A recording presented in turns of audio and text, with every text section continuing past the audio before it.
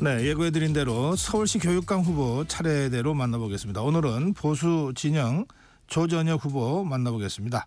예, 조전혁 후보님 어서 오십시오. 예, 저희 전격시사 후보로서 나오셨는데 네. 우리 시청자들께 인사 한 말씀 해주세요. 안녕하십니까. 그 10년 만에 정말 교육 정상화로 할 수 있는 기회가 온 것 같습니다. 이번엔 꼭 좀 바꿔주십시오. 서울교육 정상화 저 조전혁이 만들어내겠습니다. 예, 서울교육 정상화를 지금 인사 말씀 중에도 하셨는데 그러면 서울교육이 지금까지는 뭔가 비정상적이었다는 뜻인데 지난 10년간 이제 조희연 전 교육감이 교육 행정을 맡아왔지 않습니까? 네. 어떻게 평가하시고 뭐가 그렇게 고쳐야 될 문제라고 생각하십니까? 저는 뭐 이게 소위 말하는 이제 조희연 교육감뿐만 아니라 대한민국의 소위 말하는 진보 좌파 교육감들이 내세운 두 가지의 시그너처 정책이 있습니다. 네. 한 가지가 바로 혁신학교 정책, 네. 또 한 가지가 학생인권 조례입니다. 근데 이 두 가지가 정말 대한민국 교육 현장을 철저하게 황폐화시키고 망쳐놨다고 생각해요. 그래서 혁신학교 정책이라는 게 이제 저는 학부모들한테 완전히 심판을 받았다고 생각합니다. 그래서 최근 들어서는 이제 그 혁신학교로 새로 지정되면요 학부모들하고 지역사회의 그 이 인사들이 그 학교에 근조 화환을 딱 보낼 정도입니다. 뭐 어떤 학교는 200개, 300개 그냥 학교 담장 전체를 둘러서 이제 근조 화환이 설치되고요. 그래서 혁신학교 같은 경우에는 저 학교는 학생들은 공부 안 하는 학교, 선생님들은 쓸데없는 것을 수업이랍시고 시키는 학교, 뭐 이런 식으로 지금 평가가 끝나버렸습니다. 네. 그래서 철저히 실패했다. 이렇게 말씀을 드릴 수 있겠고요.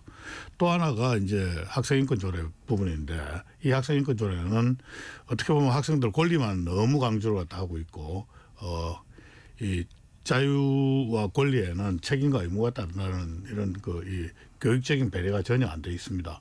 그 바람에 교권이 무너지고 교실이 붕괴하고 학생들 인성들이 더 붕괴를 갖다 하고 이런 문제를 갖다 만들어내고 있습니다. 그래서 하여튼 이 부분 조금 이따 또 질문이 있으니까 자세하게 말씀드리겠지만은 그래서 이런 두 개의 시그너처 정책이 철저하게 실패했고 그게 10년간 지속되면서 정말 서울교육, 대한민국 교육이 철저히 황폐화됐다 이렇게 생각을 하고 있습니다. 그래서 제가 10년 만에 교육 정상화시키겠다 이 말씀 드리는 겁니다.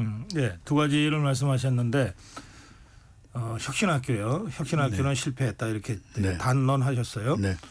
그리고 그 실패의 이 징후가 실패의 표시가 혁신학교로 지정되면 학부모들이 우선 반대하지 않냐 이제 이렇게 설명하셨는데 또 한 가지가 있습니다. 그리고 이제 서울의 경우도 그렇고요. 소위 이제 진보좌파 교육감들이 집권을 갖다 한 지역에 보면은 학력이 계속 떨어지고 있어요. 학력이 떨어진다. 네. 서울 같은 경우는 정말 학부모들이 제가 이 말하면 믿지를 갖다 못합니다. 서울의 이제 기초학력 미달 학생들의 비율이 전국 최고 수준입니다. 서울이요? 네. 그 이야기를 하면 설마 수도 서울에 학생들이 그럴 리가 있겠습니까? 그런데요. 이게 기초학력 미달 학생이 서울이 최고 수준이고요. 그 이야기는 거꾸로 이야기를 했다면 우리 서울의 학생들의 학력이 전국 최저 수준이라는 이야기나 마찬가지입니다. 그러면 지금 말씀하신 대로라면 그동안 진보 교육감의 교육 행정 하에서 학생들의 학력이 최저 수준으로 떨어졌다 이런 얘기 아닙니까? 네. 그럼 왜 그렇게 된 겁니까? 이유가 있습니까? 그러니까 이게 저는 이렇게 생각합니다. 학생들 안 가르칩니까? 그러니까 이제 공교육도 기본적으로 질 관리가 돼야 됩니다. 공교육도 어떻게 보면 교육 서비스지 않습니까? 하여튼 서비스가 됐든 아니면은 재화 용역이 됐든 이걸 생산을 하고 하는 측에서는 항상 질 관리를 갖다 신경을 갖다 써야 되지 않습니까? 그런데 질 관리가 전혀 안 되고 있습니다. 그리고 이제 교육에서 이제 질 관리는 각종 평가입니다. 평가를 갖다 전혀 안 해요. 평가를 안 한다. 네. 평가라 그러면은 그냥 이 좌파들은 어떻게 생각했다는 거면은 그럼 시험 부활하란 말이냐? 애들 한 줄을 세울 것이냐? 안 그래도 경쟁하는데 학생들 또 경쟁시킬 것이냐? 이런 식으로 그 간단하게 평가를 이야기를 하고 있습니다. 그래서 그건 아니다. 평가가 제대로 돼야지 그 개선을 다 할 수 있지 않겠습니까? 그런데 전혀 평가가 측정도 안 하고 평가가 안 되니까 개선될 수가 없는 것이죠. 그래서 질 관리에 완전히 실패를 한 것입니다. 비단 시험뿐만 아니라 이런 것도 있습니다. 뭐 학교에 뭐 학교 폭력 실태라든지 네. 아니면은 뭐 사소한 거지만은 학교에 이제 그 급식 만족도라든지 네. 이런 거 있지 않습니까? 이런 것들 다 측정하고 평가를 다 해야지 급식 이 만족도도 올라갈 것이고 그리고 학교 폭력 또 이제 줄어들 것이고 지금 뭐가 어떻게 돌아가고 있는지를 다 전혀 깜깜이에요. 평가가 없다. 평가가 없으니까. 그러면 조전현 후보가 서울시 교육감이 되시면 그러면 이제 평가를 적극적으로 하겠다 이런 뜻도 되는 것 같은데. 그렇습니다. 뭐 우선 어떤 평가를 우선 학업성 지도 평가 같은 경우도 학업 성취도 평가. 예, 문정권 들어서면서 네. 과거에는 이제 전수 평가를 했거든요. 네. 그런데 문재인 정권 들어서면서 3% 표준 평가를 바꿨습니다. 그래서 표준만 가지고는 우리 아이들 그 개개인이 실력이 어떤 수준인지 모릅니다. 네. 우리 아이들은 개개인마다 맞춤형으로 이제 그 교육 서비스를 다 해줘야 되지 않습니까? 네. 그런 게 다 불가능한 것이죠. 그래서 이것도 전수 평가를 다 해야 되겠고요. 네. 그리고 각종 이게 이 학업성 지도 평가뿐만 아니라 네. 다각적인 평가가 필요하다고 생각을 합니다. 네. 우리 교육이라는 게 기본적으로 다면적인 성격을 다 갖고 있지 않겠습니까? 여러 측면에서 평가가 필요하다 이런 생각을 하고 있습니다. 이 문제 관련해서 이제 진보 후보로 지금 출마한 정근식 후보는 이 산업화 시대로 되돌리겠다는 퇴행이다. 네. 이미 심한 경쟁하고 있는데 또 초등학생 대상으로 의대 입시반까지 생겨날 정도로 이미 과열 상태인데 네. 이거를 더 부추게 될 우려가 있다. 이런 식의 비판을 하고 있는 것 이분 같습니다. 제가 보기에는요. 예. 그 행정 업무나 이런 거 전혀 안 해보신 분 같습니다. 예. 기본적으로. 그래서 뭐 이걸 갖다 소위 이제 진보좌파 사람들이 네. 맨날 이야기를 다 하는 게 정말 상투적인 게 무슨 제안을 갖다 하면은 네. 저 사람은 아직도 뭐 산업화 시대에 머물러 있다 뭐 이런 소리를 갖다 상투적으로 하고 있습니다. 내가 무슨 말을 갖다 하고 있는지도 아마 모르는 것 같습니다. 그래서 하여튼 공부를 갖다 좀 더 하셨으면 좋겠다는 말씀 갖다 드리고요. 그야말로 이런 식으로 이 정책 평가를 갖다 하는 것은 제가 보기엔 뭐 조선 시대에 머물러 있는 분 아닌가 이런 생각을 갖다 하고 있습니다.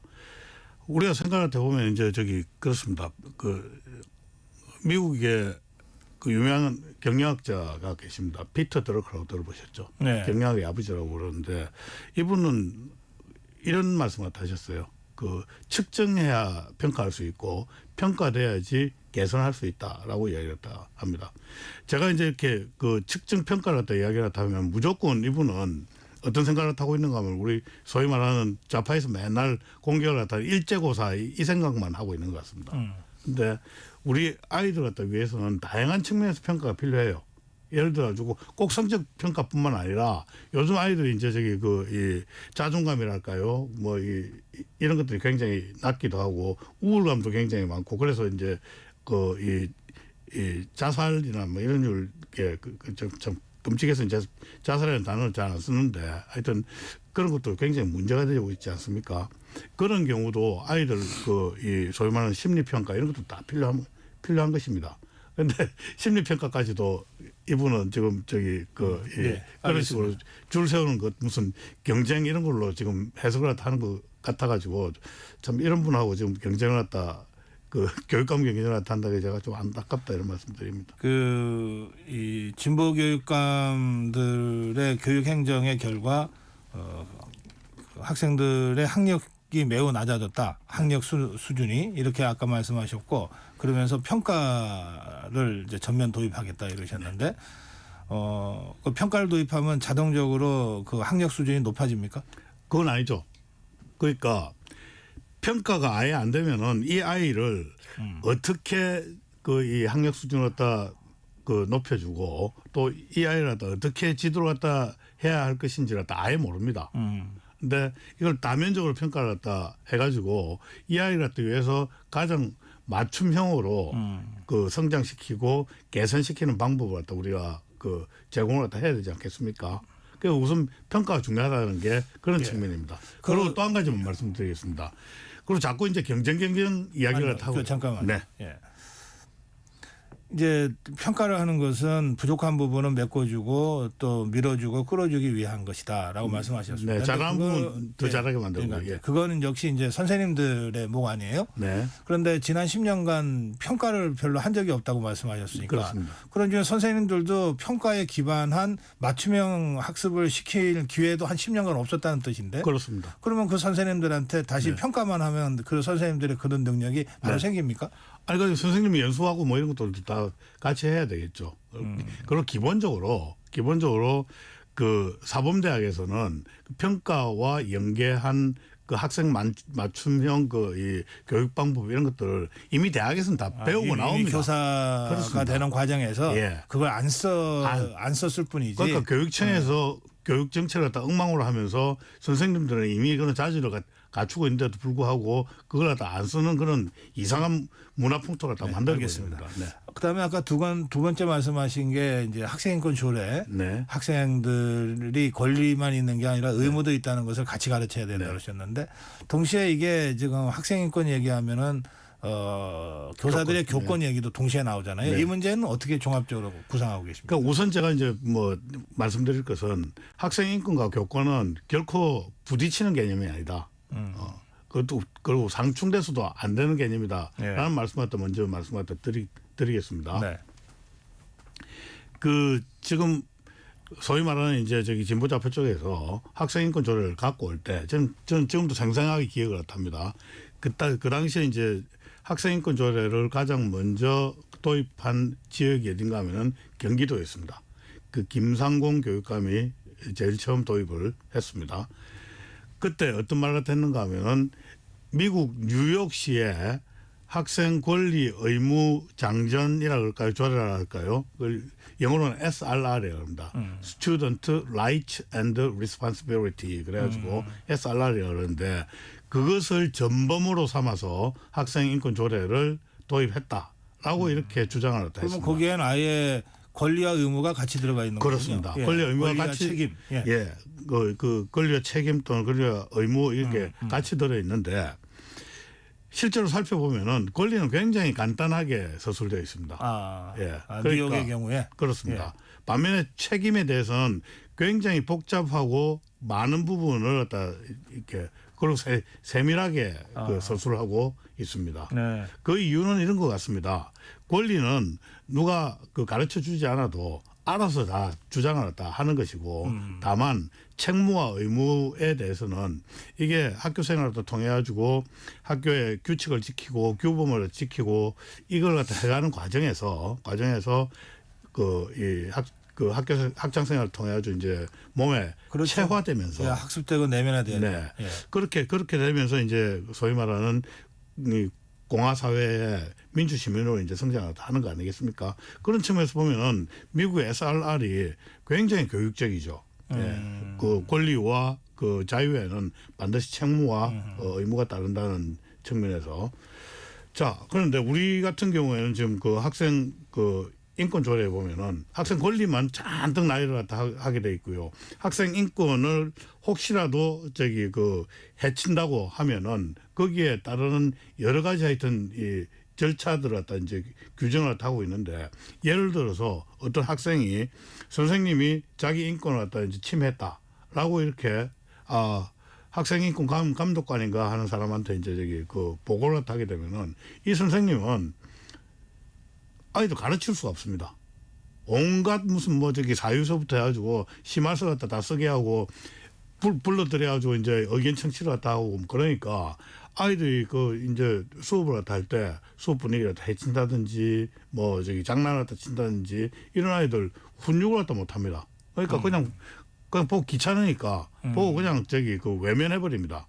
그럼 어떻게 됐습니까? 그러면은 수업이 도저히 할 수가 없고요. 교실이 이제 붕괴되는 되는 것입니다. 수업이 안 되면 어떻게 될까요? 결국은 예.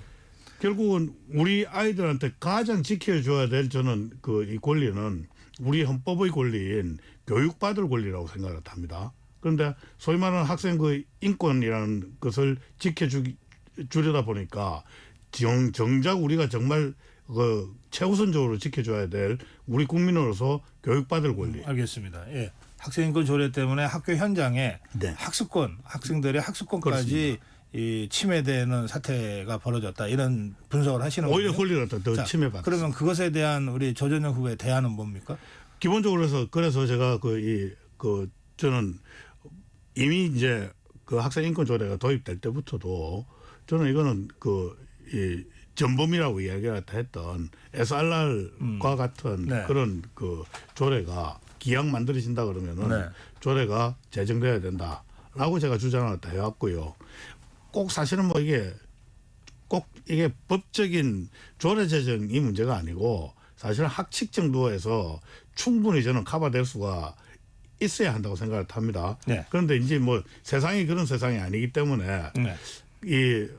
그 학생 인권 조례는 당연히 폐지하고 학생 권리 의무 조례로 바꿔야 된다 이런 생각을 하고 있습니다. 네, 알겠습니다. 그거는 그 교육부 교육청 차원에서 할 수 있는 일입니까? 아니면은 이 서울시 의회 교육위원회 이 과정을 거쳐야 됩니까? 교육청과 서울시 의회에서 같이 해야 돼요. 아, 같이 해야 되는군요. 네. 예. 그 후보로서 몇 가지 좀 제기되고 있는 문제에 대한 답변을 좀 듣고 싶은데요. 네. 조전영 후보에 대해서는 과거 선거에 막말을 했다는 그런 문제 제기도 있고 또 정교조 교사 정보 공개로 인해서 그 배상 판결을 받았다는 문제 제기도 있고 또 고등학교 재학할 때 학폭 가담한 가해 학생이었다고 네. 하는 그래서 자퇴했다는 이런 문제 제기도 있습니다. 네. 예, 그 부분에 대해서 후보로서 어떻게 말씀하시겠습니까? 자, 학폭은 기본적으로 제가 보기엔 가짜뉴스라고 저는 생각을 하고 있습니다. 예. 학폭은 지속적으로 반복적으로 아이들을 갖다 괴롭히는 걸 학폭이라고 그러죠. 네. 제가 그렇게 못된 놈 아닙니다. 그러고 그 당시에는 사실은 사고였고요. 3초 만에 이제 벌어진 일이 어떻게 학폭이겠습니까?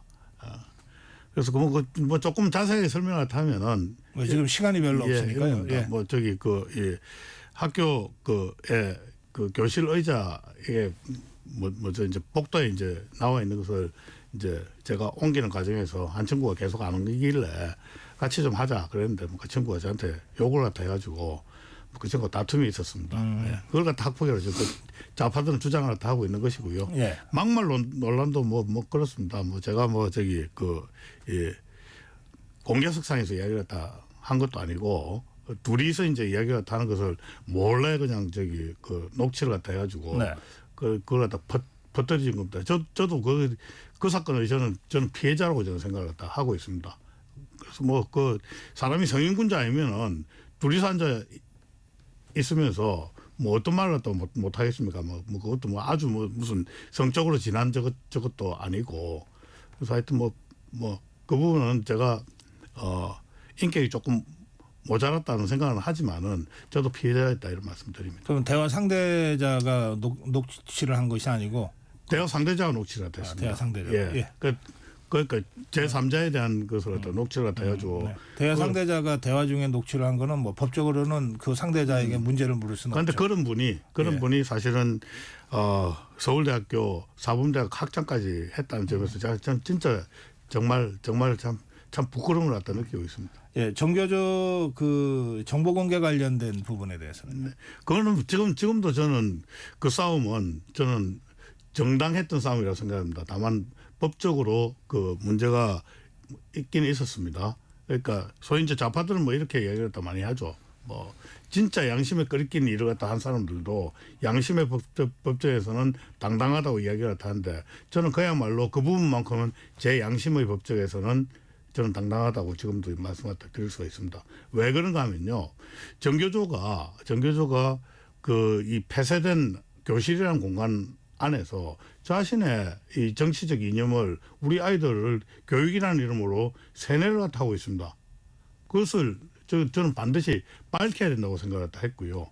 그런 활동을 하는 교사들을 실제로 법적으로 제재할 방법도 별로 없었습니다. 그렇기 때문에 제가 그 명단 공개라는 그런 다소 거액적인 처방을 통해 가지고 네. 했었고요. 저는 공익 차원에서 했다고 저는 그 아직도 믿고 당시에 있습니다. 조전영 후보는 국회의원이셨고 그렇습니다. 그래서 국회의원으로서 그 정교조 명단을 확보해서 그거를 이제 언론을 통해서 공개했잖아요. 네. 그런데 그것도 법제처 심의하고 이런 것들도 다 하여튼 그래서 받았습니다. 네.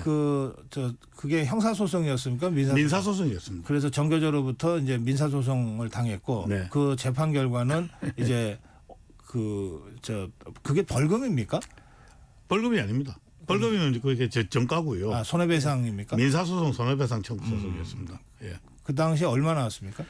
뭐 그 당시에 8억 몇 천인데요. 그 이자가 굉장히 높습니다. 20%가 붙어가지고 전체적으로 한 16억 정도 그 정교조가 차압을 해갔고요. 예. 2년간 제가 이 국회의원 세비도 받지를 못했었어요. 아, 월급 그 계좌가 차압됐습니까? 네네. 그럼 그게 다 그래서 그 배상은 다 한 겁니까? 정교조하고는 배상이 끝났습니다. 아, 네.